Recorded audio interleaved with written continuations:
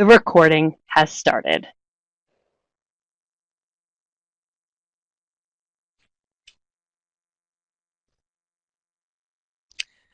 All right, so I'm going to cover the Online Accessibility Center slide here. And so your experience here at Southern New Hampshire University is important to us. It is our policy and practice to create an inclusive and accessible learning environment and student experience. If there are aspects of your experience that present barriers to accessibility, please notify the Online Accessibility Center as soon as possible at 866-305-9430. You can also email at oac@snhu.edu or visit the Online Accessibility Center website. I am now going to turn it over to the amazing Amy Regan for our presenter introductions. Thank you so much. I have the utmost pleasure of introducing our speakers and presenters for today. So I'm happy to introduce to you, and I'm just going to give it a second. There we go. So our first speaker is Robert Denning. So Rob Denning is the Associate Dean for the Undergraduate and Graduate History programs at Southern New Hampshire University's Global Campus. He earned his doctorate in history from The Ohio State University. His research specialties include the history of the American West, American politics, and environmental policymaking. In his various careers, he has held leadership positions in retail, government, and higher education.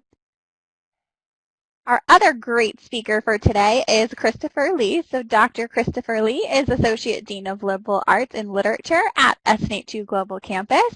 He has taught at SNHU since 2003, including graduate and undergraduate courses in literature, English, and composition. He is interested, among other things, in the intersection of effective communication and leadership.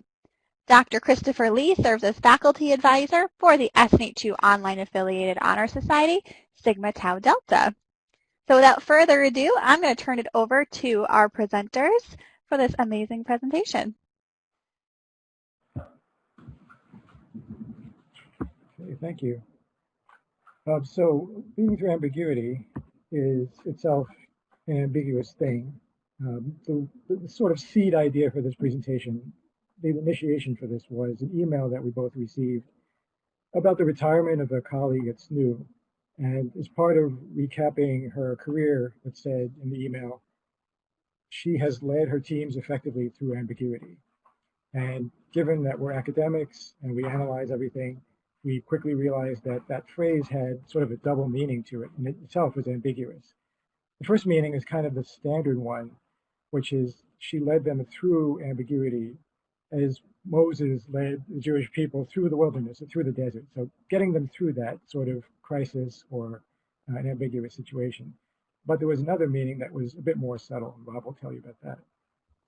Yeah, the second meaning of leading through ambiguity is more of a management style or a leadership style where you are, as a boss, you're trying to get your team to learn through experience. You're trying to get your team to figure things out for themselves, solve problems on their own, and so your leadership style may be what could be considered ambiguous, where you might provide fewer details than you might have, fewer instructions, and just to see what the team is capable of and letting the team have a bit more responsibility and empowerment for finishing projects.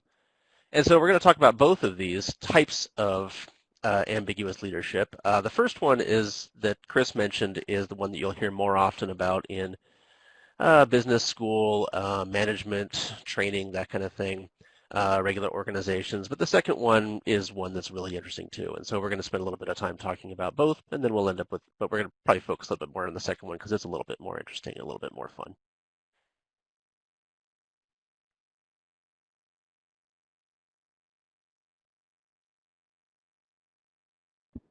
The one thing that's not ambiguous about leading by ambiguity or leading through ambiguity is that communication is a key part of leadership. Communication is sort of the external face of leading. And so part of our discussion will be, we'll focus on talking about things like memos, communicating through speech, press releases, just talking to colleagues, both the written and oral form. And I would say leadership, it can be measured. It's often measured by how well you communicate. And you don't have to be a CEO either. in order to benefit from the discussion today. When you're talking to members of your own team, colleagues, you can make use of the techniques here. One of SNU's mottos has been a leader in every seat, and we really want to emphasize that each one of us can lead in both of the ways we plan to talk about here.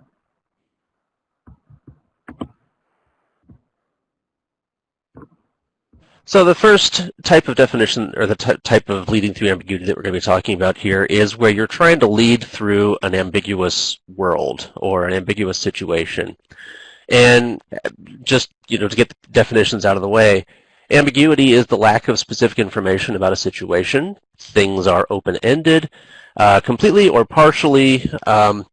Ambiguity can happen on an individual level, but can happen on a social level. When things are uncertain, people tend to develop anxiety, fear, and possibly even panic. The most obvious example that's happening right now, of course, is the COVID-19 pandemic, where there's a lot of uncertainty happening out there. There's a lot of ambiguity. What is COVID? What are the symptoms? What is the infection rate? How many cases are there? What's the death rate? All of that stuff is fairly ambiguous. We don't really have very good definitions for a lot of that stuff yet, which is, of course, one of the things that's been fueling a lot of discontent in the United States is kind of a discontent with the experts not always knowing the answer. And that can be frustrating. That can be very difficult. We are living through ambiguity right now, and that is probably, while a pandemic may be a rare thing, but there will be circumstances that are ambiguous in every career, every industry, and in the political system and in the entire world as we go forward. So the term that's often used, even pre-COVID, to describe this sort of world is VUCA. And I think we're going to ask you, without looking it up, does anyone know what VUCA stands for?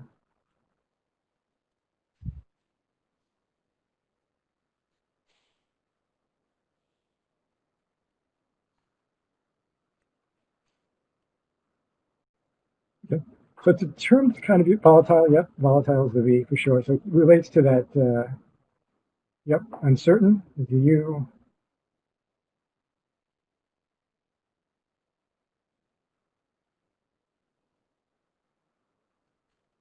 Complexity, and then the A, of course, would be ambiguity, which would be the subject of our discussion today.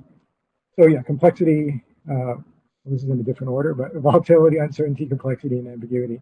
And the difference between uncertainty and ambiguity can be kind of subtle, but I think that ambiguity is more uncertainty about the present or doubts about the present, and it can translate to uncertainty about the future. So I think uncertainty is more of a future-focused thing, whereas ambiguity represents the conditions of the present. And before VUCA, before COVID, VUCA could be represented by things like the economic recession, global climate change, the ups and downs of the stock market, and things like that. And there's definitely a connection between VUCA and crisis, though the whole idea of crisis communication is quite complex, and we won't be able to get into all of that. So consider this idea of VUCA as kind of the backstory or the context for why leading through ambiguity is useful.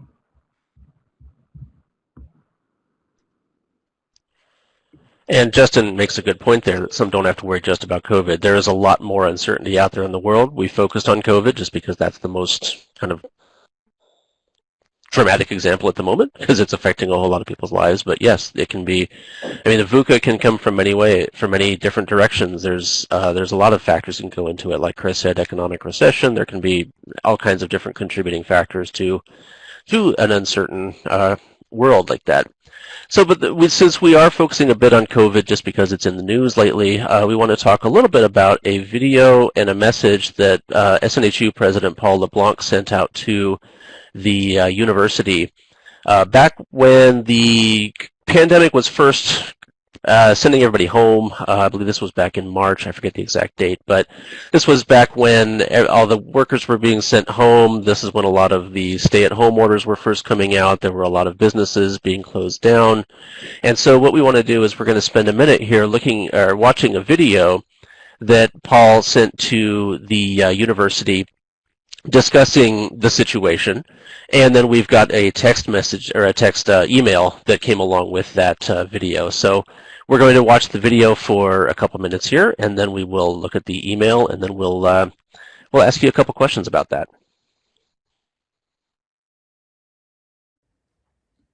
Hi everyone, welcome to the new normal. So I'm going to do this by video. We've been sending you lots of memos and emails, and you'll get those as you need to, but I thought I just wanted to sort of get on camera with you and commiserate a little bit. I'm sure there are lots of folks, it'd be unnatural not to have some anxiety as we navigate this sort of really crazy period. We'll get through this, of course, and we need to all pull together. And today's a little bit of an update, and you'll get it in writing as well. But I'm going to do this, we're going to experiment a little bit with a new form of communication. So everything we know from the experts, and I'm sure you're reading the same sorts of things, you know, we're in touch with Johns Hopkins and CDC tells us that we're now in the uptick phase. So don't panic, it's predictable. We know we're gonna see infection rates climb before we turn the corner. That's happening now. So what we know is this will take a while. And we're going to extend at least through May 1st our remote work policy. So you can plan on that, like let's get settled into this new norm. We're learning how to do this well, and we're gonna do it for a while longer. So at least till May 1st. And then we're gonna reassess. We're not gonna bring people back till we're absolutely certain that that's the right thing to do and that we can do that safely and conscious of your well-being. That also means that we're going to extend our travel ban and our no events policy through May 1st as well. So keep that one in mind, and just know we're in this for a while, and we'll work with you, and your managers will work with you to make all that happen. So the next piece is we know with this escalation that people are going to contract the virus. So some of our own folks, some of our own employees. If you are in that unfortunate pool, you're probably going to feel a little lousy. You know, reports are that it sort of feels like a cold to flu. But if you're feeling so lousy that you can't work, just let your manager know. And that way we can cover for you. Again, it's not going to count. If you need to take PTO, it won't count against your pool.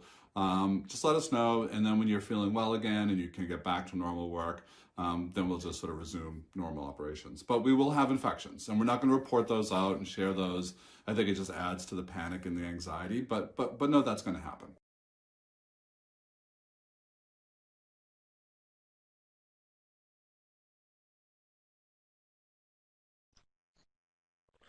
Okay, so that was the video message that Paul sent out to the university. And then he also sent along with it, it was part of this longer email, which we're not going to read the whole thing, but just to give you a sense, because I'm not sure if everybody can read the small type on that, so I'll just read it just because we may need to magnify. But so to your colleagues, I hope this message finds each of you well. We are certainly both collectively and individually settling into our new normal, learning how to serve our students and run an organization on a nearly completely remote basis while balancing a great number of other things. We will get through this together if we remember patience, kindness, flexibility, and our typical ingenuity. Your health and well-being remain our top priority. So first and foremost, remember that there are resources for you through our Employee Assistance Program. The COVID-19 task force continues to meet daily, and we wanted to provide a few additional updates and announcements based on the most recent information. Remote work and travel, and this is where he kind of sums up what he said in the video about the remote work. We're going to work from home through at least May 1st. We will reassess as we get closer to that date and extend it if we must. Only critical need employees should be in the workplace. We have a handful of people who prefer to work on site, but unfortunately this is no longer allowed. It's the radical social distancing measures that keep our critical, our critical needs workers safe.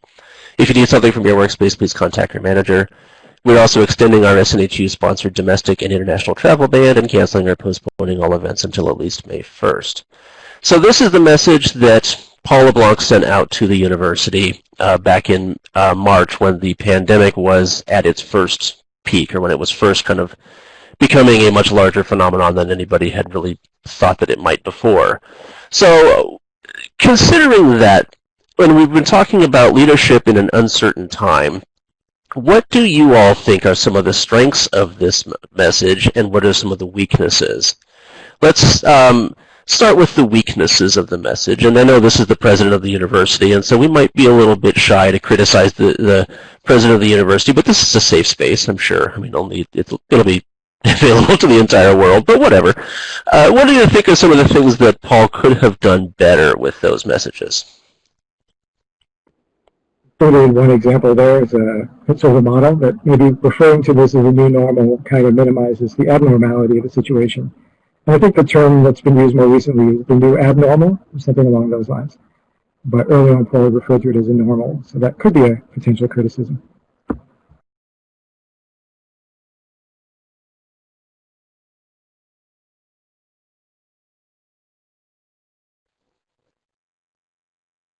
So we've got a weakness that it is vague. We've got that it's too relaxed, could be a bit more formal.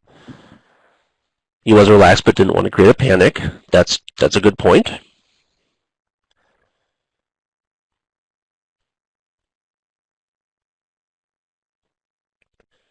Let's see if anyone tosses out a few more ideas here.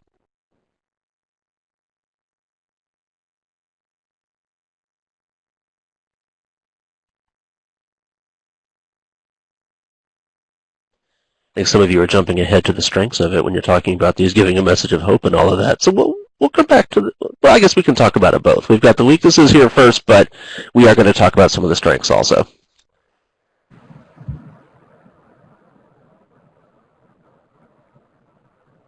Yeah, I see the point that mentioning that some people will get ill could create more anxiety. And Bonnie, you mentioned how he said that, I think he said something like, this is going to be like a cold or a flu, which could be seen as downplaying the severity of the virus.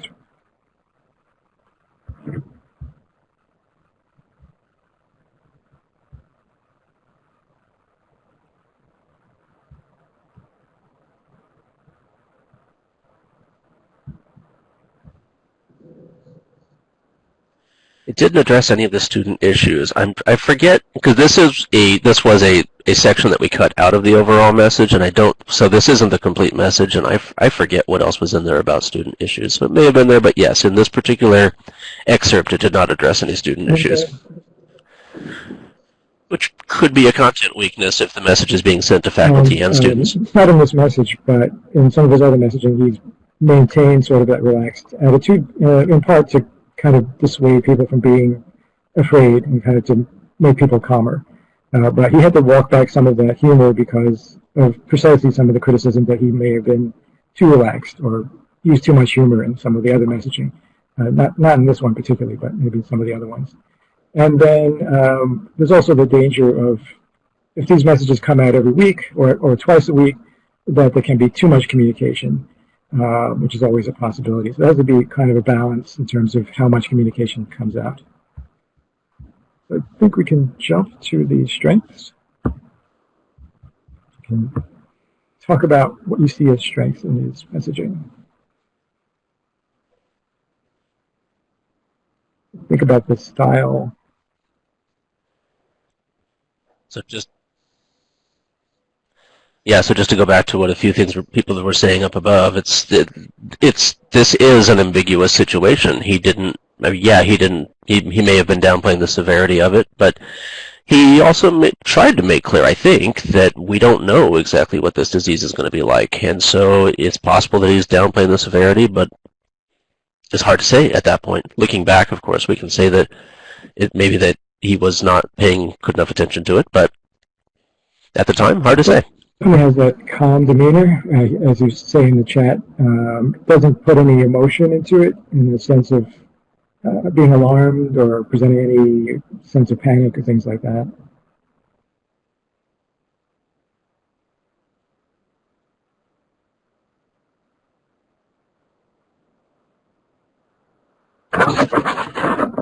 So Renee, you said that the message did help you at the time, which it's good to hear that.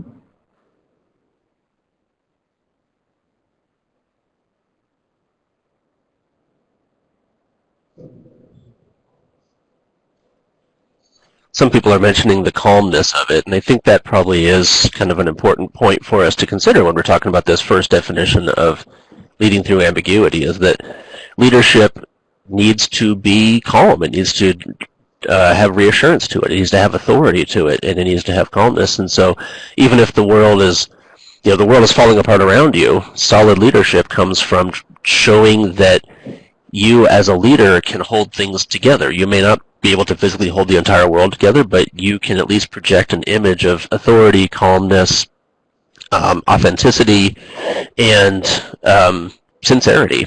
And that can be a huge value for a leader that's trying to navigate this type of a situation. Being human is really the key to this. And I think that has to be authentic. You have to really be sincere about that. You can't fake being human. You can't fake being empathetic or sympathetic to others. And he doesn't have that negative aspect at all in his messaging. He definitely comes across as being sincere in the way he delivers the message. He's also quite accessible. He's sort of relaxed, even the way he's dressed, right? The language he uses is not lofty language. He uses kind of everyday speech. It's conversational in style. So stuff like that also makes him accessible, and people would turn to that, turn to Paul then as being a leader because they can relate to him as he delivers that message. Another thing I usually like to look at in terms of messaging and communication is how the message itself is structured. Messages should be clear, and if you looked at the email as opposed to the video, you'll notice that it's kind of separated into bullet points, right? This topic, that topic. And the email also replicates the video and vice versa. So the same exact topics are addressed in the video as are in the email. So you have that repetition as well. So if someone prefers to get the message by video, they'll have it in that medium. If someone likes to read the message, they'll get it the same way and in the same exact order. And really briefly, with brief bullet point-like items, there's no excess information in there. It's really to the point, gives you exactly what you need so you can come in, see the message, read the email, and get that information without having to waste too much time and kind of try to decipher excess content. So all of those things also are strengths of this communication.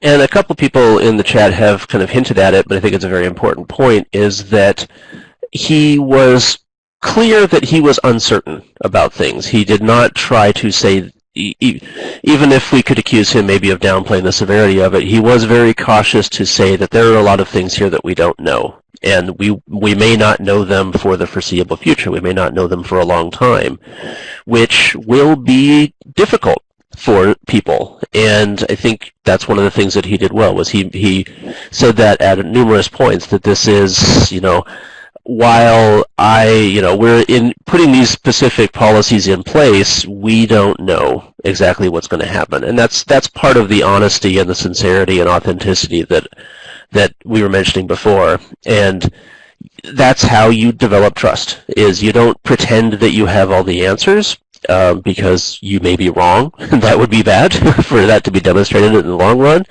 So you play, I don't know if you want to call it playing it safe, but you want to admit what you don't know, because that's going to help people to build trust, and people will be more likely to follow you if you're being honest in that way. So yeah, transparency is a good way to put it. As Renee also mentioned, that the fact that it's delivered in the video message makes it more that personable face-to-face aspect and having that human connection, even if it is a video that was recorded earlier. I think we will move on then to the next part of the presentation. Thank you for your contributions. You'll have another opportunity later, I think, to share your views. We'll move on to the second type of leading through ambiguity. And this is what I like to call, if you can't beat him, join him. Right? If the world is full of ambiguity, why not make use of the ambiguity itself? Why not leverage that as a tool for your own leadership? What does that look like? It's the conventional sense of leadership, which is excellent when you see it in Paul's presentation, is that someone has to be the authority, someone has to tell people the information, and in other circumstances, tell people what to do, give them the instructions, give them the rules, and so forth. So this is fine, especially when it's a crisis situation, but there are other times when you might be more flexible and open-ended. That can be positive, as we'll see. It can foster creativity and other things. And there are also some negatives that we'll talk about, like creating potential confusion and anxiety. But ultimately, what leading through ambiguity, in the sense of using ambiguity, is what it looks like is it doesn't dictate to people what they should do. It gives broader, more open-ended instructions instead of telling you do this, and this, A, B, and C. It does give general guidance, but not the really sort of nitpicky type of ABC instructions. And so you're not being spoon-fed stuff. Leading through ambiguity allows others to lead as well, because one of the biggest mistakes that leaders can make is thinking that they need to come up with the answers themselves. Right? And when that happens, you have just one person telling other people their individual views, and it is just one person. So by leading through ambiguity, you might enable other people to share their expertise and their viewpoints. This also extends to not giving authoritative answers to questions, and that can also happen in a VUCA world where you may not have the answers. So using ambiguity itself can take the form of saying something like, my current thinking on this is the following, or yes, but this may happen, or no at the moment, but it could change in the future. So that can come across as potentially being wishy-washy, but it really allows a leader to use ambiguity to account for flexibility and the rapidly changing nature of the world, of the VUCA situation. So one needs to dispense with that black and white thinking and really understand that the world and organizations are really shades of gray. And to account for that, we can be more open-minded and make use of kind of ambiguity itself as a technique to deal with rapidly changing conditions. That does require people to give up control, to relinquish control to others, which can also be challenging, but ultimately it bears fruit and has a lot of positives to it. In the world of academia, we usually talk of this as being the guide on the side as opposed to the sage on the stage. The traditional sense of a professor leading the class is she stands in front of the room, tells you things, but if the sage is on, if the guide is on the side, she will let the class contribute and kind of facilitate things. That's sort of what we're aiming for. And Rob will talk more about how it parallels academia.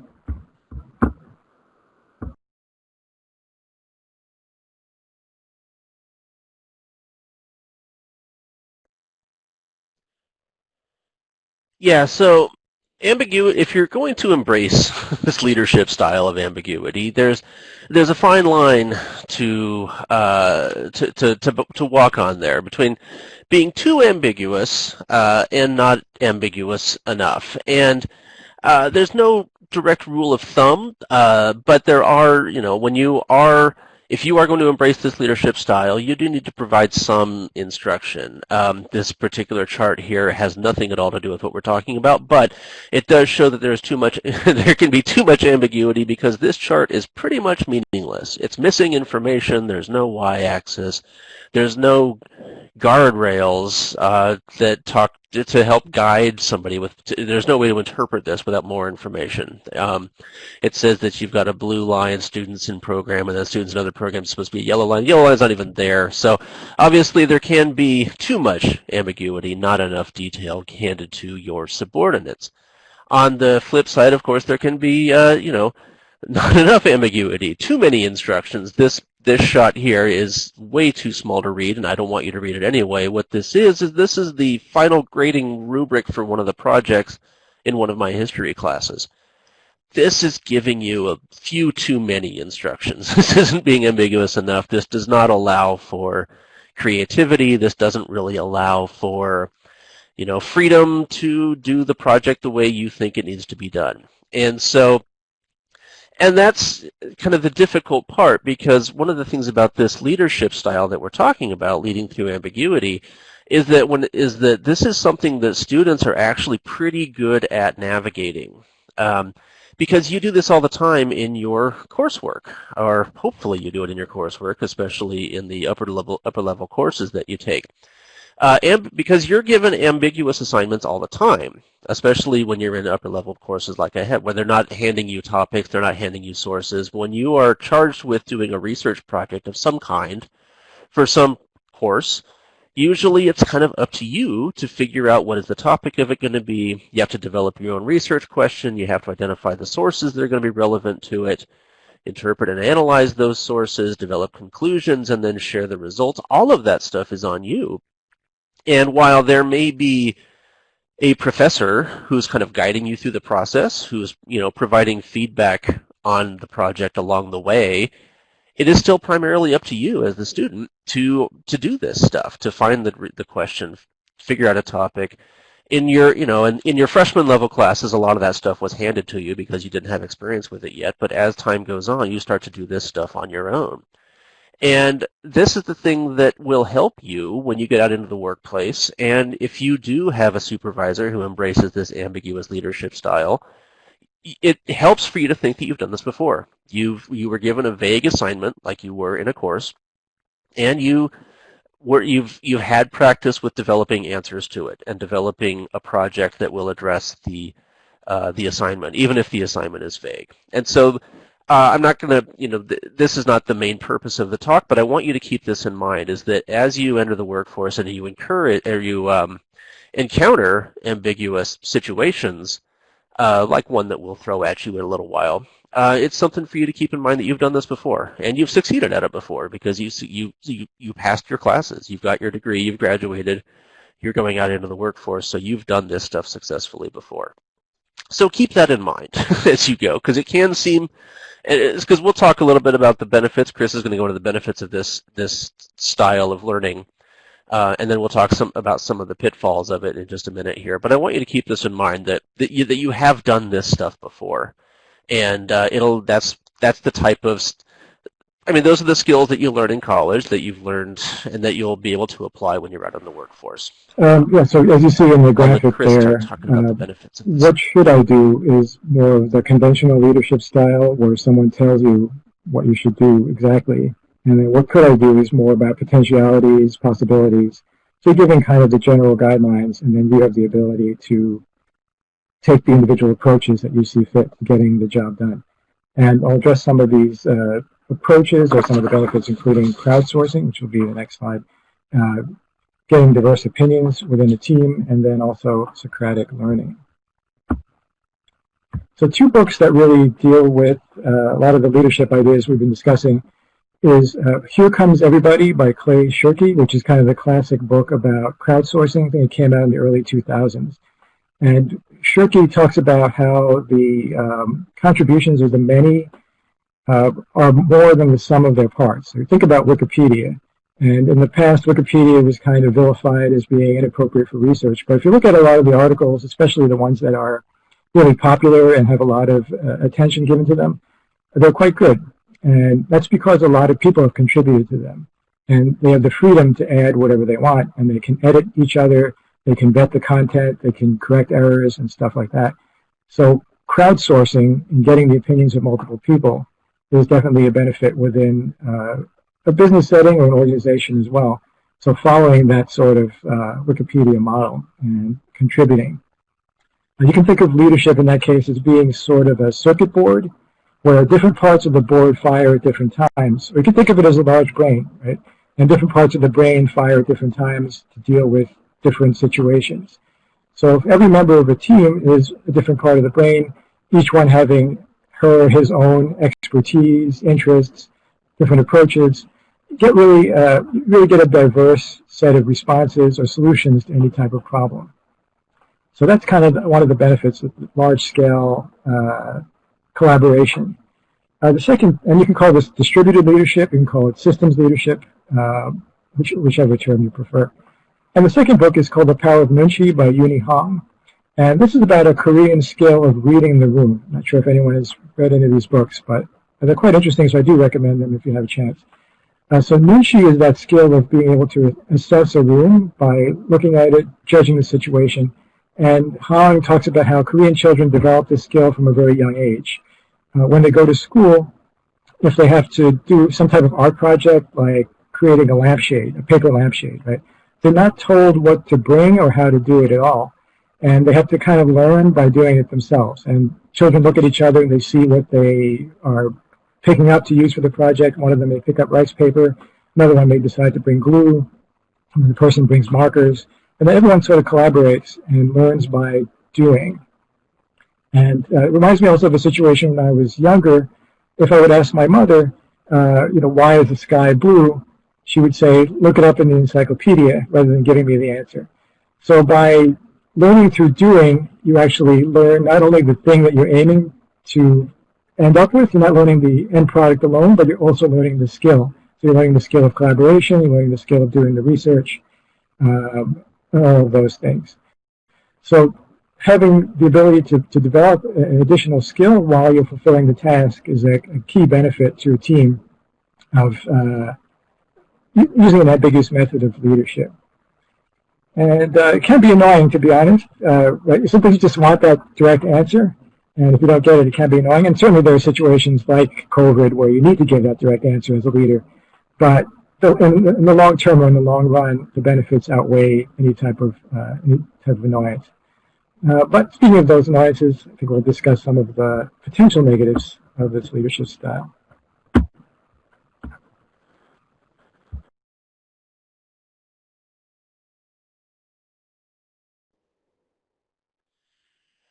Yeah, the perils and pitfalls of this leadership style can largely be from, the frustrating response. If you're asking why is the sky blue and someone says to go look it up, that can be frustrating because you want the answer now. You are asking somebody because you want the answer from that person. If you had wanted to go look it up in a book, you could have gone to do it yourself.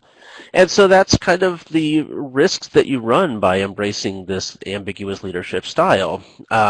Subordinates might assume that you're shirking your duty, that you're offloading, job duties to the subordinates, that you don't know what you're doing, that you're avoiding doing work. You're not providing leadership. And so that can provoke some resistance among subordinates who haven't really embraced the potential empowerment that can come through leading through ambiguity. And so so when I was talking before about the fact that you've done this stuff before, hopefully this will give you a bit of a leg up in that in empowering yourself to do the work that needs to be done. But there will be other people who don't make those connections, who don't realize that this is the stuff they were doing as a student, and so there will be some examples of resistance where subordinates won't like the idea that you're giving them a lot of latitude. Subordinates will want to have the direct answers, kind of that first view that Chris was mentioning before. What should I do instead of what could I do? And so there can be a risk that teams will think that, the ambiguous leader, if you want to call them that, or the leader who is using the ambiguous style, is not contributing anything. And so you have to be careful with that when you are, as a manager, as a leader, and even as a participant in the room, things you need to keep in mind. And of course, we need to be clear that the empowerment is authentic. Again, you can show that you are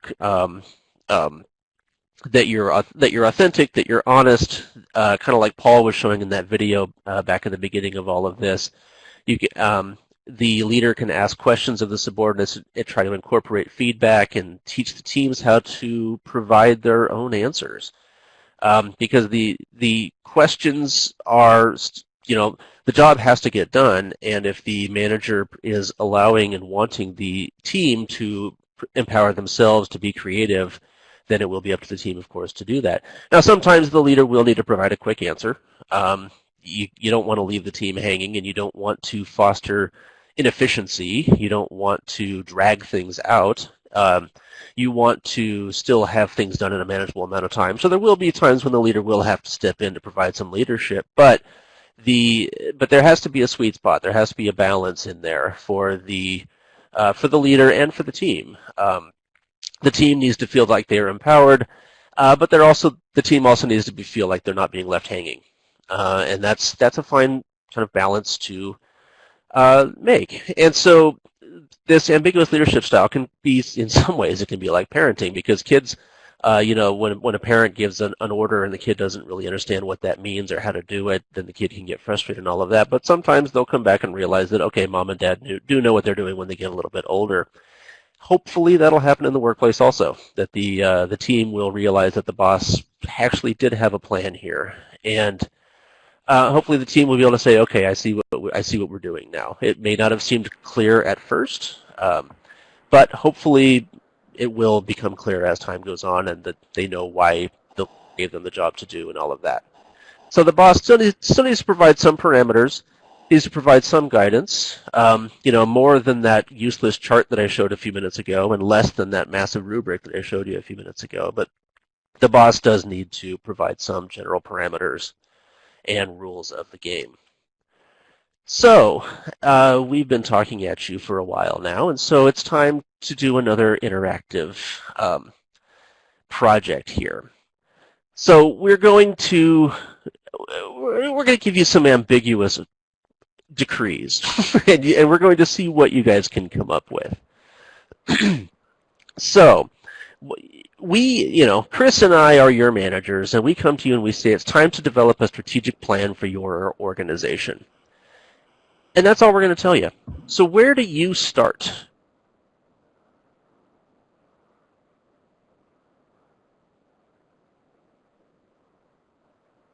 I think with, as Lori says, as with writing, you always want to keep in mind the purpose of the goal. What's the end result going to be? What's the product going to be like? Forming a team, listing challenges, the strengths, weaknesses, opportunities, and threats analysis. Organizing the team by skills and abilities to optimize crowdsourcing there.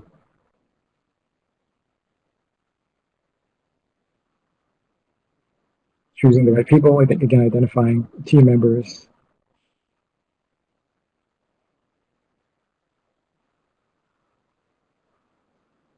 I think we're seeing a number of trends here. And doing the research, gathering the research timelines, very important. Go ahead. Mm-hmm. Yeah.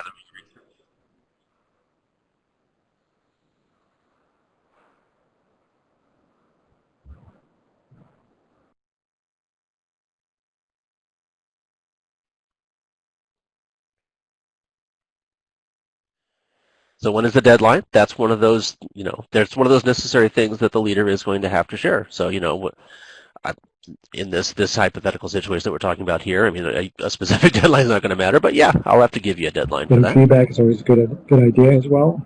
I mentioned earlier some check-ins occasionally. Make sure you're on the right track, so getting that feedback.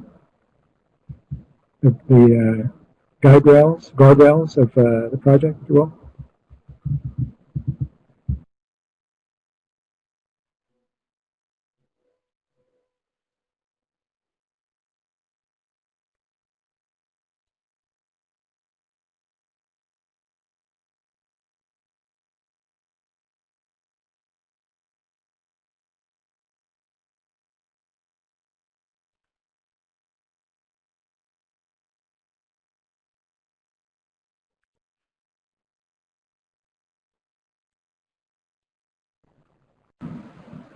I think we can sort of boil it down to things related to time management, things related to getting the right people involved, things related to the end goal and what the product looks like. Basically, the three trends that pop out.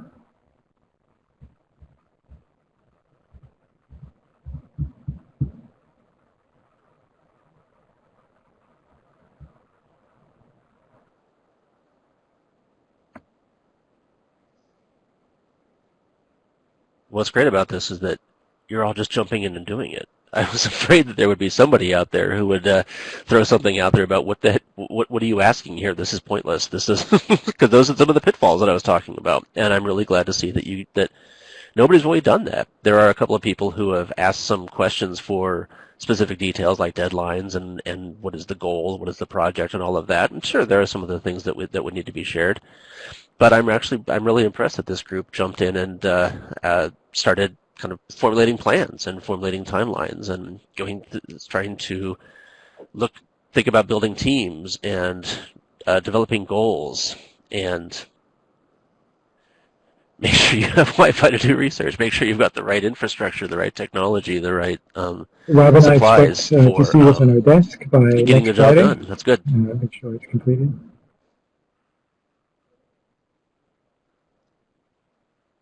Yes.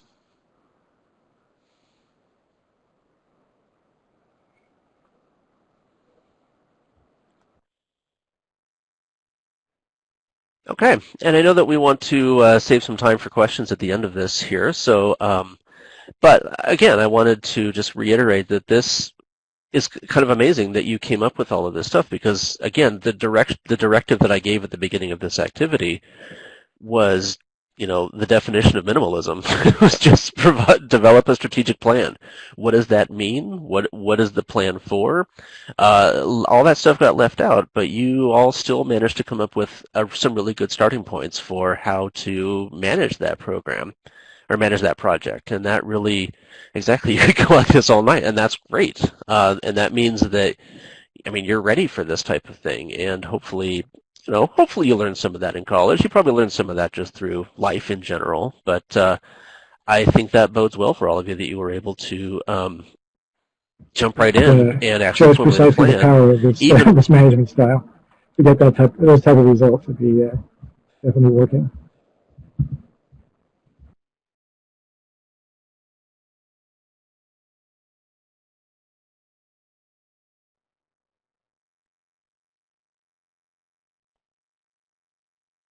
Okay, and just in the interest of getting to the question and answer session, I think we'll just wrap up by just kind of reiterating the two forms of ambiguous leadership that we've been talking about here. And the first is that leadership in the time of ambiguity, or the time of uncertainty, which is the first one that we talked about with Paul, where you've got external circumstances that are unclear. You've got the VUCA world that you live in.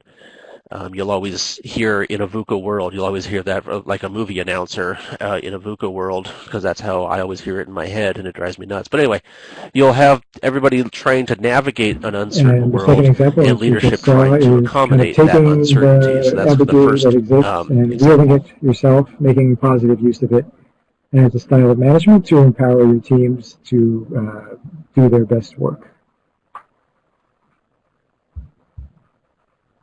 And with that said, I guess we'll open the floor to any questions you might have on what we've been talking about.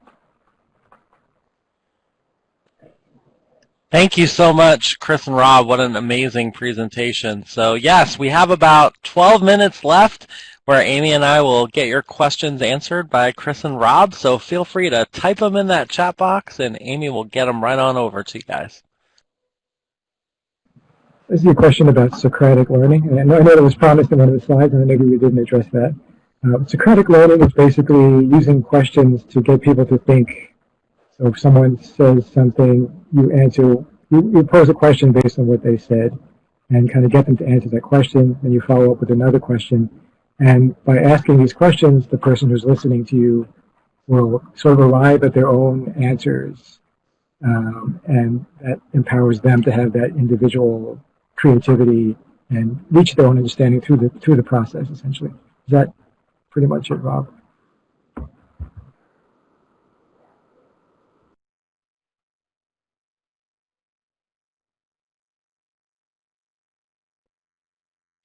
Yeah, I think I mentioned Socratic when I was talking about the kind of the pitfalls I was talking about. That's kind of a solution to it, is that the leader can use Socratic questioning to help the subordinates arrive at an answer that the manager may not even have. But if the subordinate comes to a manager within that vague kind of strategic plan type example like we were talking about, and was trying to figure out, okay, where should I go with this, then the manager can ask pointed questions to try to help the employee arrive at an answer. It may not be the correct answer, but it would be an answer that would hopefully allow the. Lots of great kudos and messages of appreciation popping up in the chat. Looks like a few folks are typing.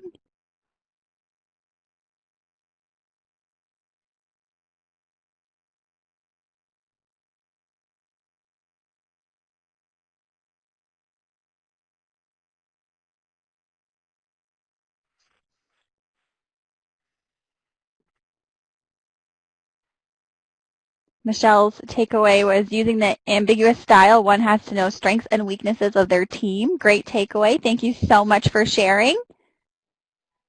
Shauna says this was the most informative session thus far. Take it on the road. Yeah. Well, Glad to hear it. The knowing the strengths and weaknesses of the team, yeah, that is essential. Everything will fall apart if you have the wrong people. And So our first question just popped up. So Danny is asking, how do I find out more about this?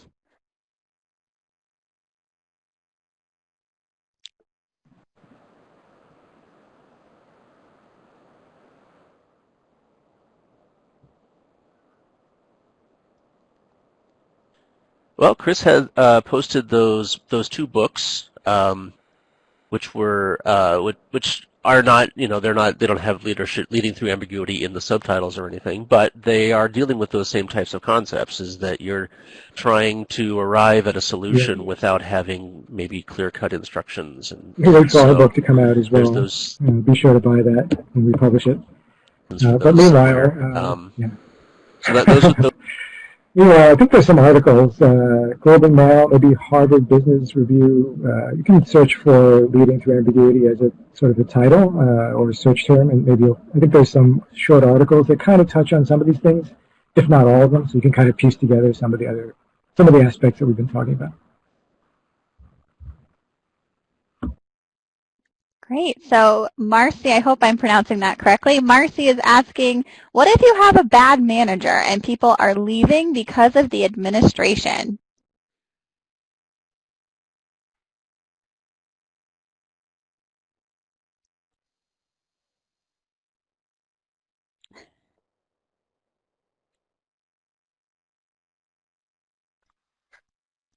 Well, yes, and that can be that's one of the risks that I was talking about before. The pitfalls of this system is that there are just some people who don't do it well, and there are unfortunately some bosses who will do it just to delegate, that are not really looking for, they don't have a good plan in mind, and they're just, basically handing things off to their subordinates, delegating irresponsibly, perhaps. That happens. And, this particular system we're talking about here is assuming that the manager is doing it, intentionally. If the manager is not doing it intentionally, then it's kind of hard to say. Except for if the manager is giving you a lot of leeway and is not providing clear instructions, then this is an opportunity for the subordinates to kind of shine. They can embrace their own creativity. If they're not being told exactly what needs to be done, then that's an opportunity for the employee to kind of decide on their own. Well, this is the way that I think it should be done. I haven't been told otherwise, and so I'm going to, run with it. And that's when you can shine. That's when you can stand out in the crowd of all the other employees at the institution or the organization.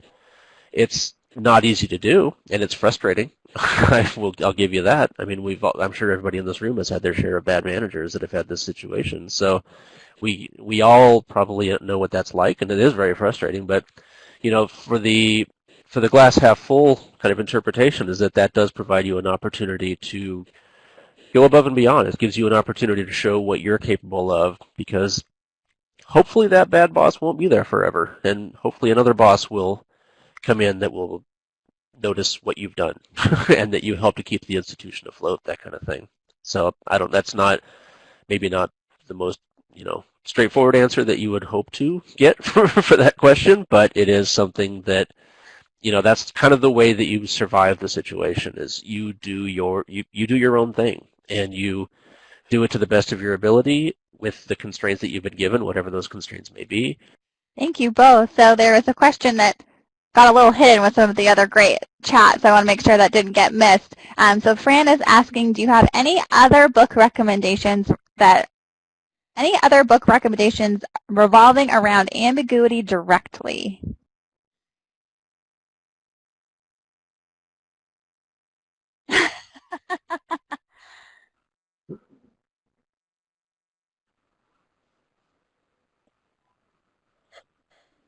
No. At least I have not seen anything directly on this. I don't see like a book length treatment of this.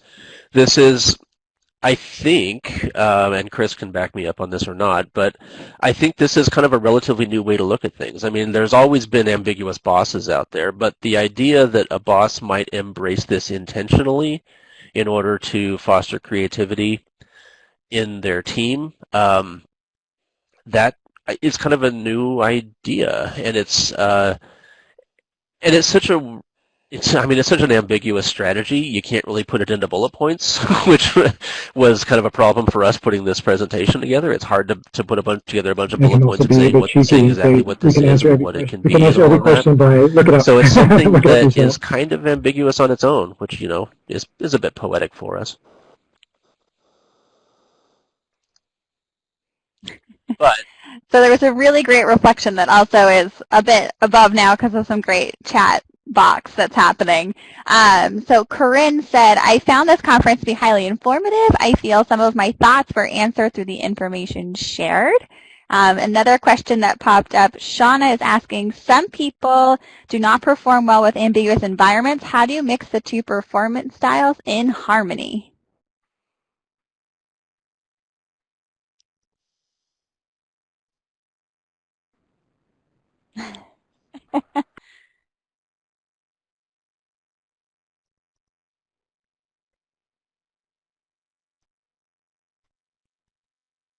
Well, again, that is kind of, I mean, a good manager will figure out a way to accommodate that.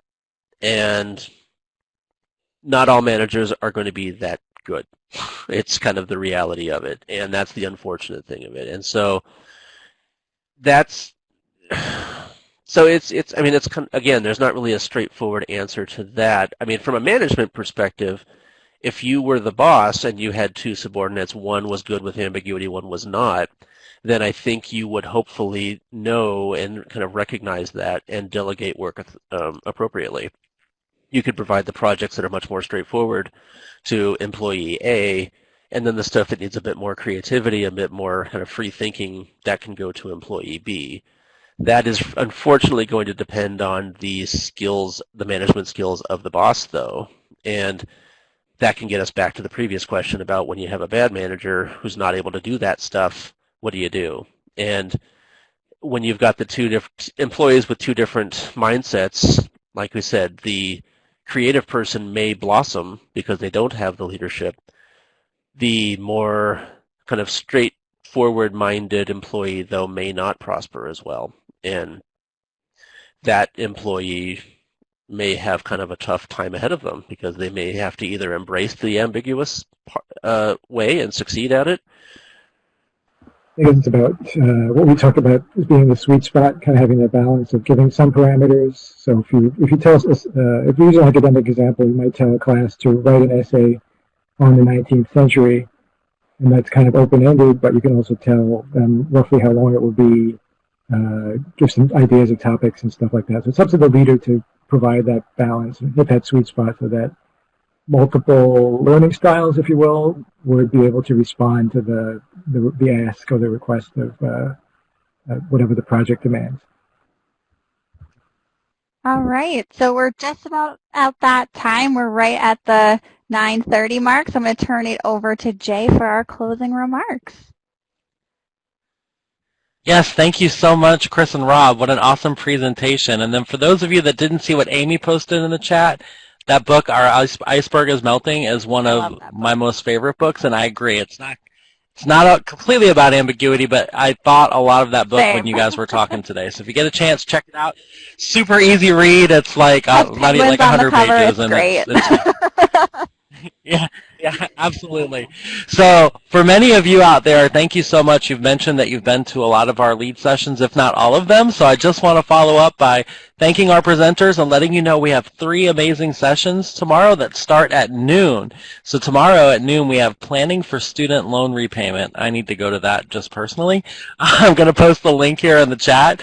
Then at 3 o'clock, we have Growth Mindset and the High Performer with Amanda and Kelsey. And then tomorrow night at 9, you're in for a treat for Too Good to be true avoiding common job scans with Barb Lesniak. So lots of great sessions again tomorrow. Thanks again to Chris and Rob. We certainly appreciate this. And just to let you all know that this will be recorded and it'll be available to you all in the next couple of weeks once it's captioned. So I am going to stop the recording now.